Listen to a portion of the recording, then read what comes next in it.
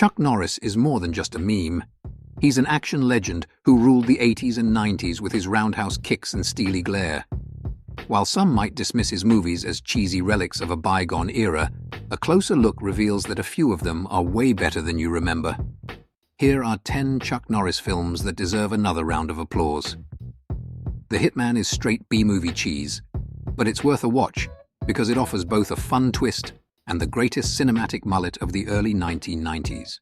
Chuck plays Cliff Garrett, a Seattle cop who is shot and left for dead by his crooked partner, Michael Parks. While everyone thinks he's dead, Garrett goes deep undercover as a hitman to bring down the city's criminal organizations. The film scored a dismal 13% among critics on Rotten Tomatoes, but the action scenes are well done, and some excellent camera work gives the film a dark, moody tone. By the late 80s, Norris had earned a reputation as an action film icon, even though his movies were often moderately budgeted productions. Norris's charisma, however, was always bigger than the budget, and that was the case with 1988's Hero and the Terror, which found Chuck playing a cop having to hunt down an escaped serial killer he barely managed to apprehend years before. The film flopped at the box office, but Hero and the Terror is a slick action thriller that overcomes the 80s cliches throughout the script and delivers some prime Chuck. Revenge flicks had a good heyday in the 1970s and 80s, and 1981's An Eye for an Eye cast Chuck as a cop seeking justice after his partner is ambushed and killed in the line of duty. The script is a by-the-numbers affair and riddled with cliches, but the gritty aesthetic of 1980s San Francisco and an excellent cast make the film worthwhile. Christopher Lee, the Lord of the Rings, plays the villain, and Richard Roundtree, Shaft, appears as Norris's police chief, and they make the most of their screen time. The audience score at Rotten Tomatoes is only 39%, far too low for a film that features some outstanding fight scenes with Norris. Sidekicks is often dismissed as a Karate Kid ripoff, but this action fantasy is strictly a comedy aimed at kids. It stars the late Jonathan Brandis as Barry, an underachieving asthmatic who daydreams about being Chuck Norris's sidekick in an effort to escape the bullying he experiences in real life. A modest hit upon release, the film has built a bit of a cult following, and even Norris himself says he would love to do a sequel. At the age of 65, Chuck Norris should have been sitting on the front porch of his Texas ranch drinking iced tea and making occasional appearances on the Hollywood squares.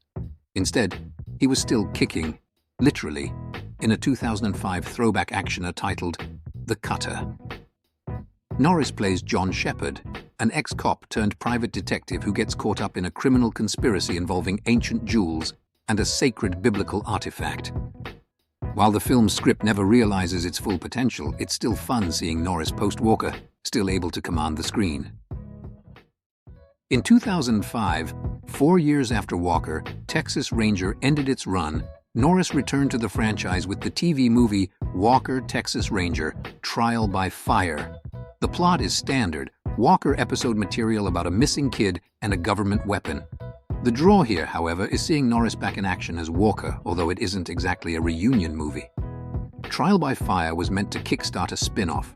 However, ratings for the film were terrible, so CBS ditched plans for future film sequels or spin-offs. It's a shame because the film is entertaining, but it ends on a cliffhanger that was never resolved. Norris took on the role of mentor in Logan's War, Bound by Honor, a made-for-TV movie he made during his hiatus from Walker, Texas Ranger.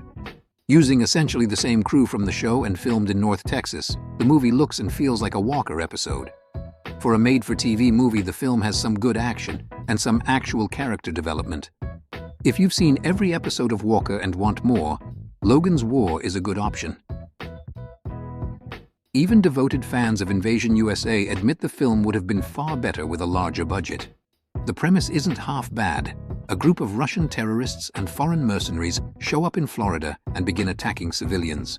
The invasion isn't quite that epic, however, and it's more of an incursion of a few dozen Russians.